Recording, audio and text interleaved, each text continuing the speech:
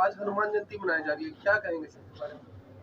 देखिए, सर्वप्रथम तो मैं ये कहना चाहूँगा कि हनुमान जयंती वर्ड का शब्द का जो है प्रयोग ना करा जाए। जयंती का जो प्रयोग है, जो स्वर्ग सिधार चुके हैं, दूसरे लोक में जा चुके हैं, उनके लिए जयंती शब्द का प्रयोग करा जाए। ये जो है, ये हनुमान जन्मोत्सव है, क्योंकि कलयुग में जो हनुमान जी हैं वो साक्षात देव हैं और चिरंजीवी हैं। हनुमान जन्मोत्सव जो है, चैत्र की पूर्णिमा दिन मंगलवार आज पड़ रहा है। मंगलवार को ही चैत्र की पूर्णिमा के दिन हनुमान जी का जन्मोत्सव, ऐसा शास्त्रों में वर्णित है कि मंगलवार को चैत्र की पूर्णिमा को हनुमान जी का जन्म हुआ था। पर वाल्मीकि रामायण के अनुसार कार्तिक की जो चौदस है, उसको भी हनुमान जन्मोत्सव के रूप में मनाया जाता है। इस विषय में थोड़ी थोड़ी भ्रम है, क्योंकि तुलसीदास जी द्वारा कुछ और वर्णित है, बट शास्त्रों में ये भी कहा गया है कि एक बार जब हनुमान जी बाल स्वरूप में थे, उन्हें भूख लगी। जब उन्हें भूख लगी तो वो कुछ खाने के लिए हवा में उड़े तो उन्हें सूर्य देवता दिखे। उन्होंने उसे फल समझा, फल समझकर वो उसे निगल गए। निगलने के पश्चात जो ब्रह्मांड थी, वहाँ पर सारी सृष्टि का जो था, क्योंकि सूर्य को निगलना कोई आसान काम नहीं था, इस कारण से जो इंद्र थे, उन्होंने वज्र का प्रहार करा। वो हनुमान जी की ठोडी पर लगा।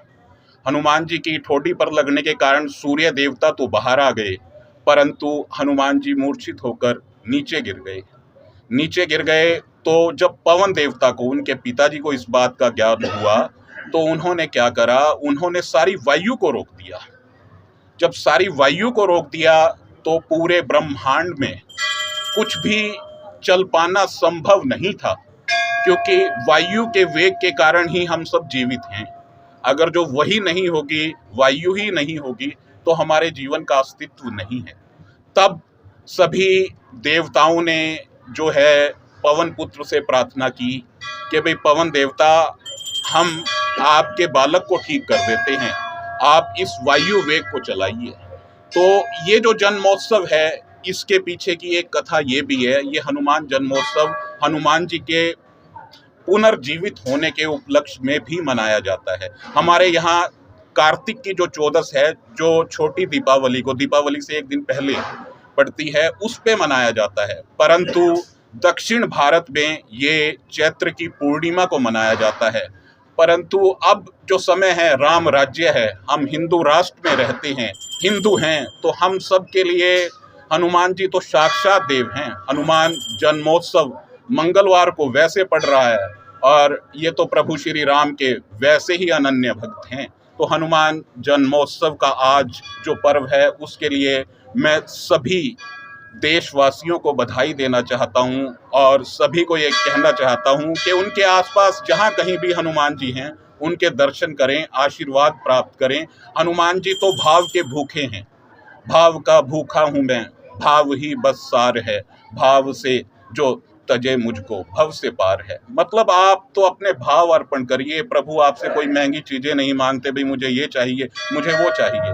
आपके सच्चे मन के भाव प्रभु के चरणों में अर्पित करें, वो आपकी सारी मनोकामनाएं पूर्ण करें।